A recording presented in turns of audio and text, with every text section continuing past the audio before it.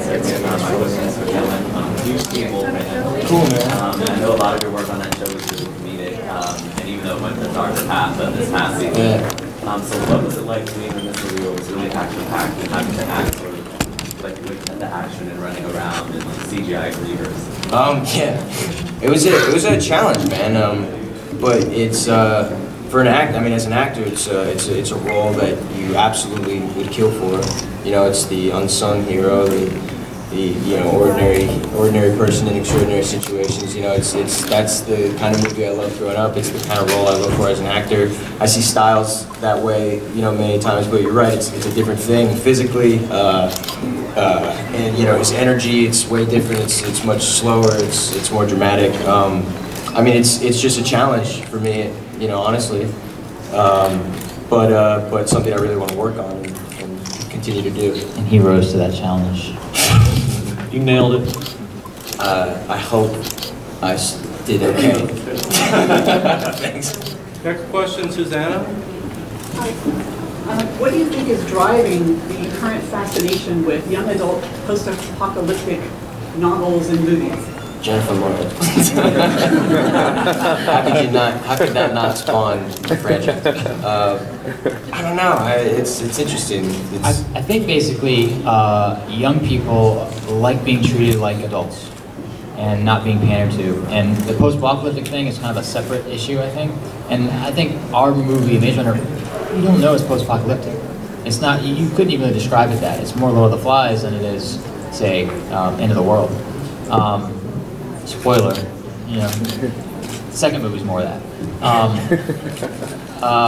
But I think that's the approach we took. And honestly, I will say I tried to make something outside of the YA thing. I didn't try to box myself in with that. It's just a movie that has young people in it dealing with very kind of, you know, adult situations, you know, and taking it as seriously as possible and make sure there's a lot of honesty and truth there. And at the same time having a lot of fun doing it, you know. So that's what we set out to do. I was just going to say, speaking kind of on behalf of the acting department with Dill, it's like I sort of reject the term young adult for two reasons.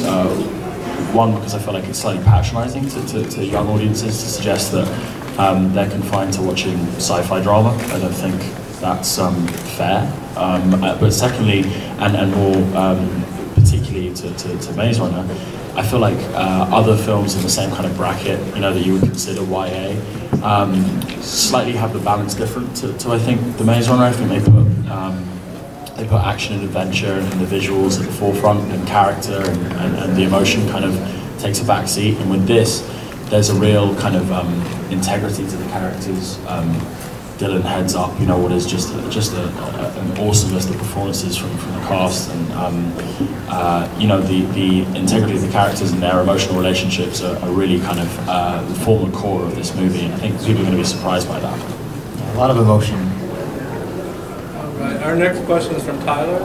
Hey Dylan, this is a question for you. I really liked your performance in the first time. Thought it was excellent. Oh, thanks, man. And cool. I see this as your first leading blockbuster movie. Was there a certain mindset you went into going into this? And what do you feel about being positioned as like the Katniss for the male audience? Luckily, I haven't thought about it like that, because holy crap. No, I honestly never thought about it like that. You know, these things always, you know, they always get blown up, it seems, after we've done the movie, and, you know, now it's like, something's vibrating. Someone's a text. One of your recorders is coming off. Awesome. I honestly, you know, our movie, it was such a small movie, especially for a film like this. Like, we had the smallest scale, budget, time, you know, we were restrained by a lot of things, so it never felt like this was the next Hunger Games, like we were doing the next, like I'm the next Katniss. It really never, I never felt the weight of that at all, and I still don't. I don't think, you know, I think that's not, And you're a dude too, as well. I also am a man, a boy, a guy. I don't know, but, you know, with all that said, I'm very excited to, you know, to have this one be mine. You know, I mean, I really feel close to it. We all do. We love the story. you know, we fell in love with James's book, and then we just like the entire process, it was insane, like what we all went through out there together, you know, just battling conditions and just things like the budget, like I was talking about, and time, and we just made it happen, and now everyone, you know, the first question I get now, funny enough, is always, you know, how does it feel to be in such a big movie? And I'm like, cool, we made it seem that way. That's awesome. We are planning a Thomas versus Katniss film a few years down the road. Like the grudge match sort of situation. Nice. I think she would kick my ass. Yeah. Oh yeah, she was. Sandro, next question. Will, in the wake of your BAFTA and MTV awards and the success of We're the Millers, how does your career feel in a different place and your Hollywood positioning different from even a year ago? Well, you make me sound a lot cooler than I am, man. That's very nice of you. Yeah, I don't know. It's funny. All that stuff is really lovely, and it still feels like some administrative errors went down. But I'm very grateful.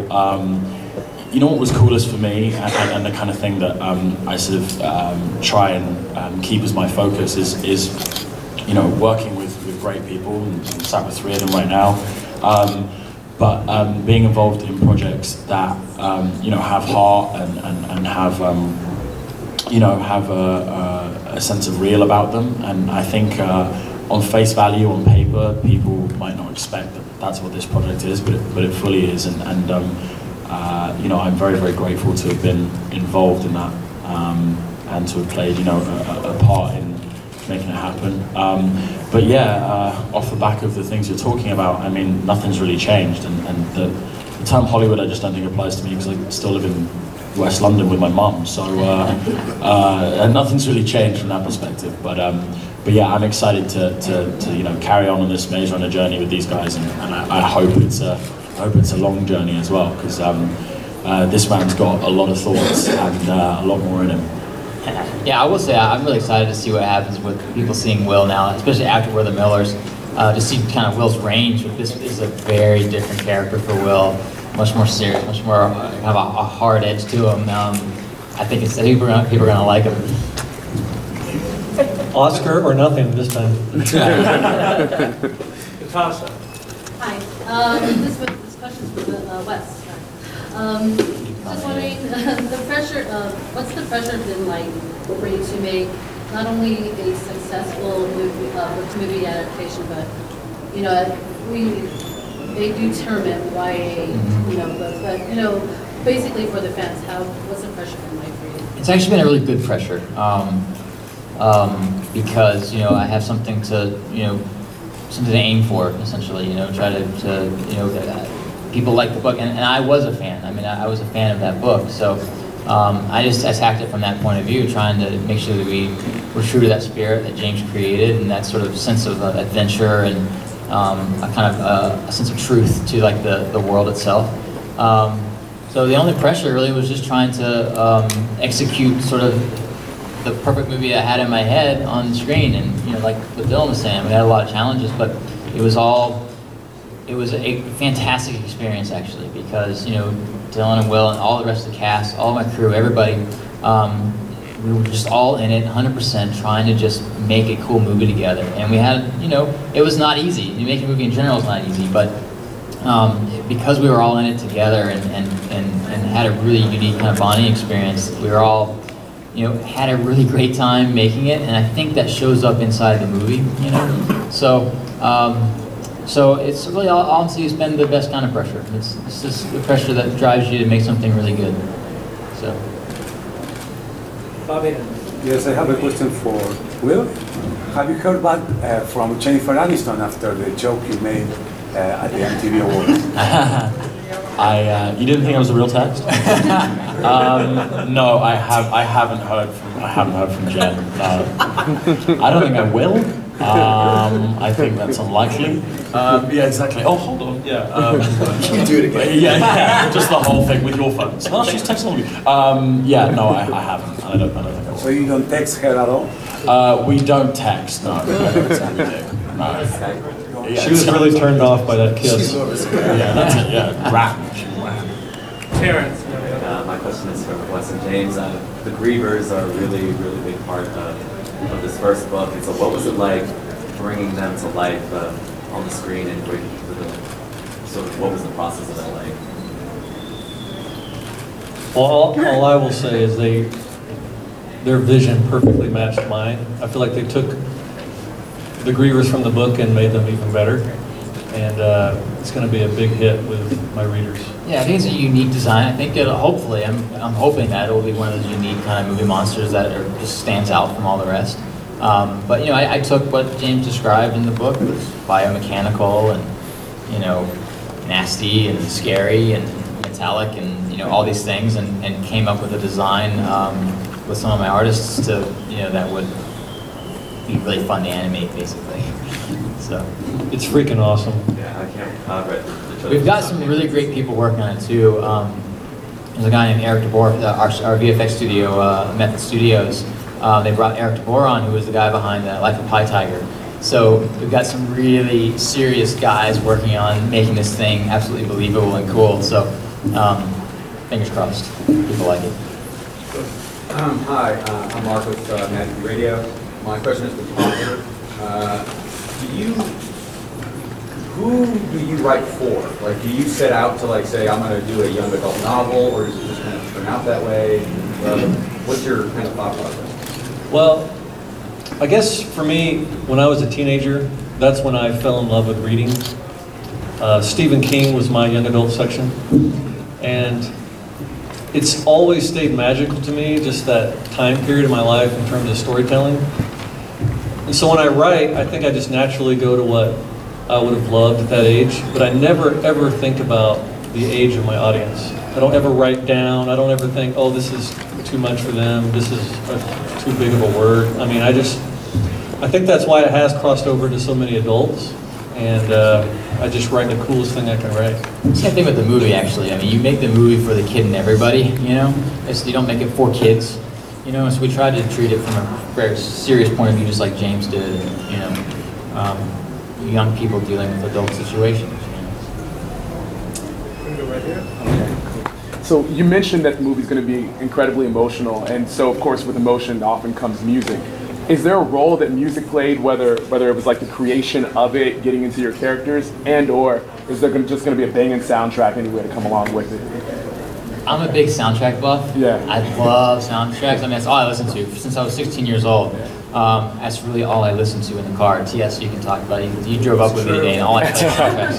Space Jam soundtrack. Yeah. Yeah, John Paisano was one of our composers, and he's a guy that you know, he kind of got his training from John Williams, and then he went off and worked with Hans Zimmer for a while, and then was handpicked by John Powell to do the TV show version of the How to Train Your Dragon stuff. So this guy got a really eclectic mix of like kind of that old school kind of classic film sound where music becomes a character in the movie and it supports the emotion, but it also has this kind of modern edge to it that's kind of hip and cool and sweet. So I'm excited for people, especially soundtrack buffs, to kind of check out the score. There's some really cool tracks in there. So one of my happiest moments during this process has been when I told Wes, because I write to soundtracks, everything from Lord of the Rings to Aliens to you name it, and I said, we're not going to have one of those typical, you know, pop song soundtracks, are we? And he said, no, we're going full epic orchestral score. And I was lucky to go to the studio when they filmed the music, or scored, whatever. And it blew me away. It's awesome. It is very, really very yeah, awesome. We tried to do a really good job with it. We have time for one more question. So because you brought up soundtracks, I was wondering if you could tell us what your favorite soundtracks are? Jurassic Park, the high one. That's right. I mean, it's huge. It's fantastic. Oh man, I have so many. I love it. Aliens has an awesome soundtrack. It really creates a good mood for writing. And also, there's this one score you gotta check out. It's called Maze Runner. It's fantastic. I'm gonna go with the Bourne trilogy, or I don't know what it is now, but I love that. That sort of the violin in there is genius, and yeah, I love that. I know Dylan's favorite is La Bamba. The last Superman was really good, actually. The last one, Hans Zimmer, he did a good job on that one. Inception. Thank you very, very much. That was easy.